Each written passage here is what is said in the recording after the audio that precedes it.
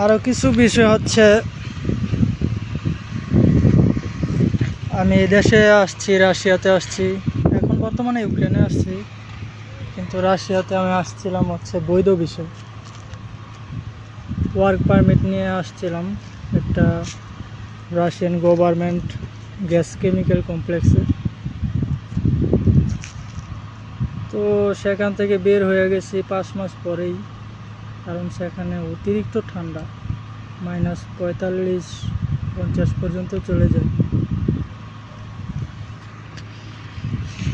তো অনেক লোকই বের হয়ে যাচ্ছে ওইখানে, কারণ এই জায়গায় টিকাটা খুবই কষ্ট এত ঠান্ডার মধ্যে, আবার বাইরে কাজ করতে হইতো। তো এই রাশিয়ান যুদ্ধে আসার উদ্দেশ্য হচ্ছে, আমরা যেহেতু দক্ষ ছিলাম তাই আমরা এখানে যে ম্যামের মাধ্যমে কন্ট্যাক্ট করে আসছিলাম, সে বলছে আপনাদের দক্ষতা অনুযায়ী কাজ দেওয়া হবে, মানে ইলেকট্রনিক ওয়্যারফেয়ারে আমাদের কাজ দেওয়া হবে। তো সেই জন্যই চুক্তিতে স্বাক্ষর করেছিলাম, কিন্তু এখানে আইসা হিতে বিপরীত হয়ে গেছে কোনো একটা কারণে। আমার আরও 2জন বন্ধু আছে, মূলত তাদের জন্যই।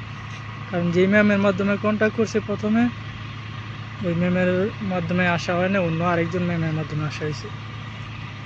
তো সেও প্রতিশ্রুতি দিয়েছিল যে এখানে আসলে কমান্ডারকে বললে আমাদেরকে আমাদের যোগ্যতা অনুযায়ী কাজ দেওয়া হবে, কিন্তু সেটা কাজে কর্মে মিল পাইনি।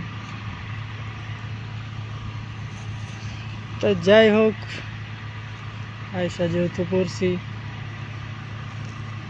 তখন তো আর কিছু করার নাই। আর কিছু লোক আছে বাঙালি যারা প্রতারণার শিকার হয়ে আসছে, এটা রাশিয়ান গভর্নমেন্টের কোনো দোষ না, তারা কাউকে ফোর্স করে রাশিয়ান যুদ্ধে ঢুকায় না।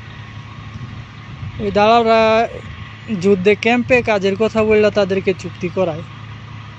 তো এখানে আসলে বিদেশিদের দিয়ে ক্যাম্পে কোনো কাজ করায় না, তো সেটা সম্পূর্ণ দালালদের দোষ।